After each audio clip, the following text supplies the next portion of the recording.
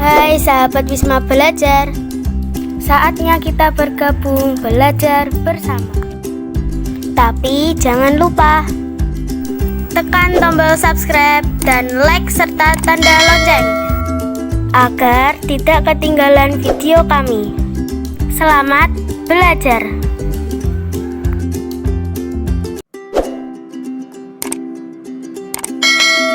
Assalamualaikum warahmatullahi wabarakatuh. Salam sejahtera bagi kita semua. Selamat berjumpa dengan adik-adik yang ganteng dan cantik. Sebelum kakak lanjutkan, mari kita berdoa terlebih dahulu sesuai dengan agama dan kepercayaan kita masing-masing. Berdoa dipersilahkan. Berdoa selesai. Terima kasih. Mari adik-adik, kita ikuti bersama pembelajaran tematik kelas 12 SLB Tunagrahita, tema 1, subtema 1, pembelajaran 1 tentang tanaman konsumsi. Marilah kita simak bersama peta berikut ini. Ini adalah peta Indonesia yang terdiri dari Pulau Sumatera, Pulau Kalimantan, Pulau Jawa, Pulau Sulawesi, Pulau Bali, Kepulauan Maluku, Kepulauan Nusa Tenggara Barat, Kepulauan Nusa Tenggara Timur, dan Papua. Serta masih banyak lagi pulau-pulau kecil lainnya. Mari kita simak deskripsi singkat tentang alam Indonesia. Indonesia sebagai negara kepulauan memiliki keragaman bentuk kenampakan alam. Hal ini berpengaruh terhadap aktivitas penduduk dalam mengelola dan memanfaatkan lingkungan untuk kesejahteraan hidupnya. Lingkungan sekitar kita terdiri dari benda hidup atau biotik dan benda tak hidup atau abiotik. Benda hidup seperti tumbuhan dan hewan, sedangkan benda tak hidup seperti tanah dan bebatuan. Benda hidup seperti tumbuhan dan hewan dapat kita manfaatkan untuk bahan makanan dan bahan kerajinan. Benda tak hidup, tanah dan bebatuan dapat kita manfaatkan untuk membuat bangunan dan berbagai hiasan atau kerajinan. Semua yang dilakukan tersebut adalah dalam rangka memenuhi kesejahteraan hidup.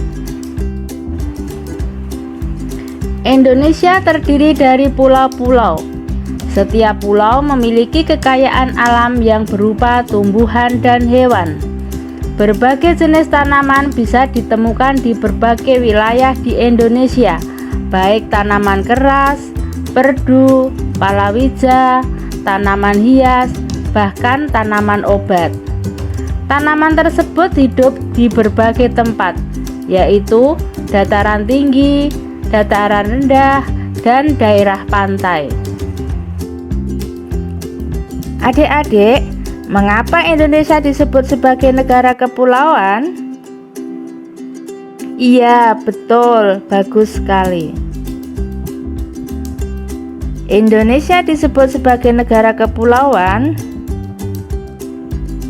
karena Indonesia terdiri dari beribu-ribu pulau yang jumlahnya lebih dari 17.491 pulau besar dan pulau kecil yang berpenghuni maupun yang tidak berpenghuni.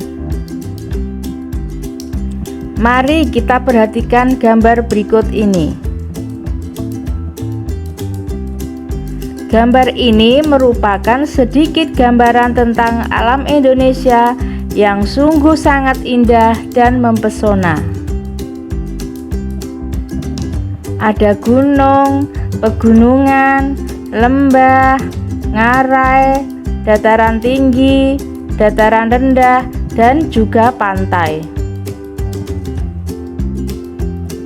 Perhatikan gambar berikut ini. Gambar apa adik-adik?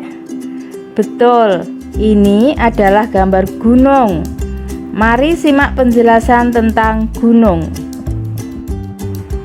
Gunung adalah suatu bentuk permukaan tanah yang letaknya jauh lebih tinggi daripada tanah-tanah di daerah sekitarnya. Contohnya yaitu Gunung Semeru di Lumajang, Jawa Timur. Kalau ini gambar pegunungan. Apakah bedanya gunung dan pegunungan? Kalau gunung adalah bagian dari pegunungan, sedangkan pegunungan adalah kumpulan atau gugusan beberapa gunung besar dan juga kecil yang memanjang dan sambung menyambung menjadi satu antara satu dengan yang lainnya. Contohnya yaitu Pegunungan Dieng di Jawa Tengah. Ini gambar lembah. Lembah yaitu wilayah bentang alam yang dikelilingi oleh pegunungan, perbukitan yang luasnya beberapa kilometer persegi sampai mencapai ribuan kilometer persegi. Contohnya yaitu Lembah Harau di Sumatera Barat. Kalau ini adalah gambar ngarai. Kakak mengambil contoh ngarai di Bukit Tinggi, Agam, Sumatera Barat.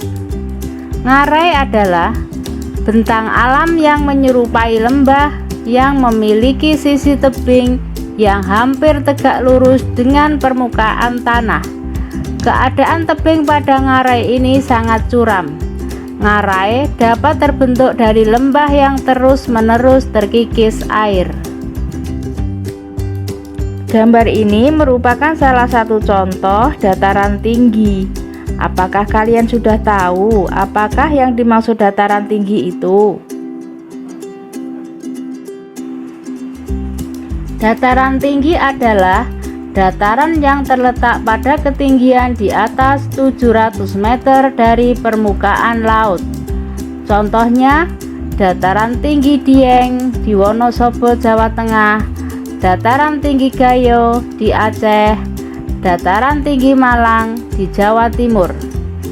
Penduduk di daerah dataran tinggi bermata pencaharian sebagai petani, peternak, pedagang, dan pekerja perkebunan, misalnya perkebunan teh, kopi, dan cengkeh. Yang ini adalah dataran rendah. Dataran rendah adalah hamparan luas tanah dengan tingkat ketinggian kurang dari 200 meter di atas permukaan laut. Penduduk di daerah dataran rendah bermata pencaharian sebagai buruh, petani, pedagang, dan peternak. Berikutnya adalah pantai. Mari kita ikuti bersama penjelasan berikut ini. Pantai adalah dataran yang letaknya dekat ke laut dengan ketinggian antara 0 sampai 200 meter di atas permukaan laut. Penduduk di daerah pantai bermata pencaharian sebagai nelayan, petani tambak, pedagang, petani garam, dan perajin. Dataran pantai lazimnya juga disebut sebagai perbatasan antara lautan dan daratan. Tentunya adik-adik sudah jelas bukan? Sekarang kita lanjutkan dengan materi berikutnya.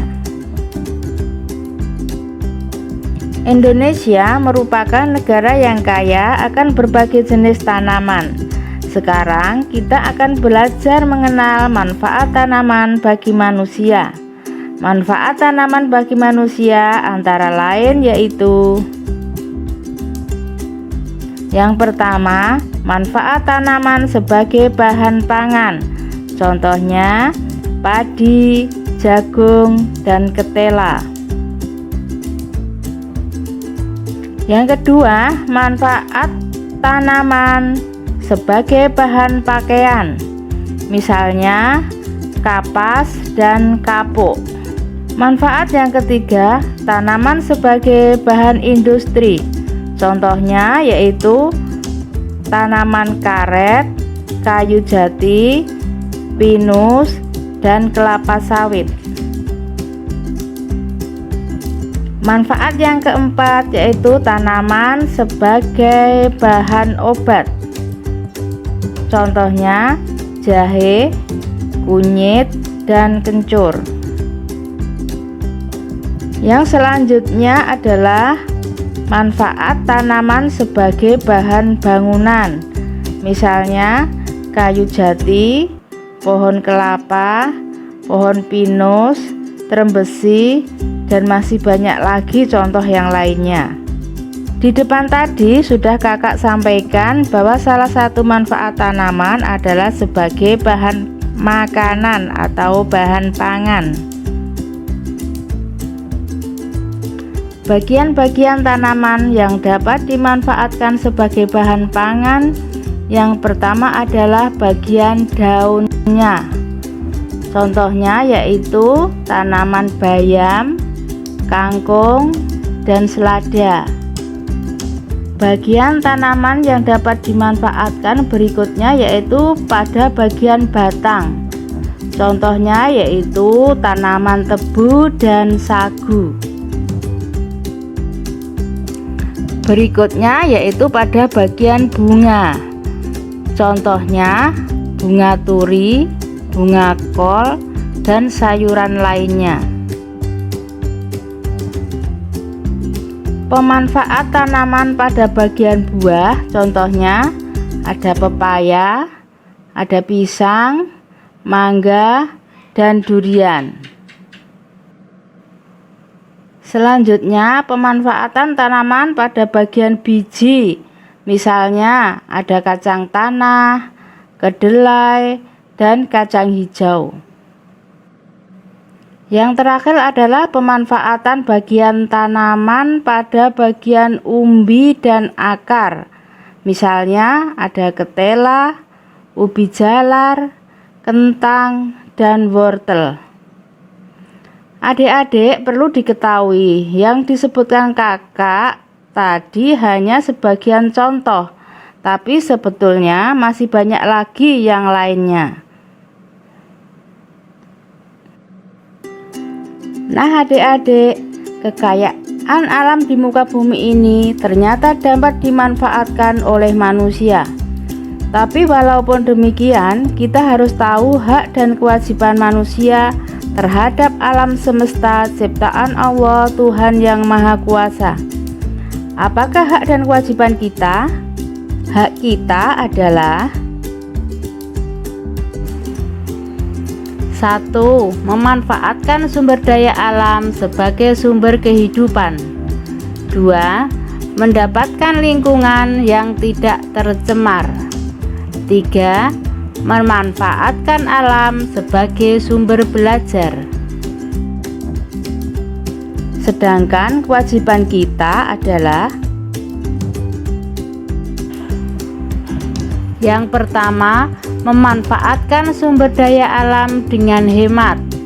Yang kedua, menjaga lingkungan dari pencemaran. Ketiga, mengadakan penghijauan atau reboisasi di tanah yang gersang. Adik-adik, kita sudah belajar banyak tentang berbagai macam tanaman konsumsi yang tumbuh di alam Indonesia. Tanaman-tanaman tersebut ternyata banyak manfaatnya untuk manusia. Selain mempunyai hak untuk memanfaatkan sumber daya alam tersebut, tentunya kita juga mempunyai kewajiban untuk menjaga dan melestarikannya. Nah, sekarang adik tentu sudah dapat memahami berbagai macam tanaman konsumsi dan manfaatnya bagi manusia. Jika ada yang belum jelas, putar kembali video ini di channel Wisma Belajar. Alhamdulillahirabbil alamin. Semoga bermanfaat. Terima kasih. Sampai jumpa di video berikutnya. Wassalamualaikum warahmatullahi wabarakatuh.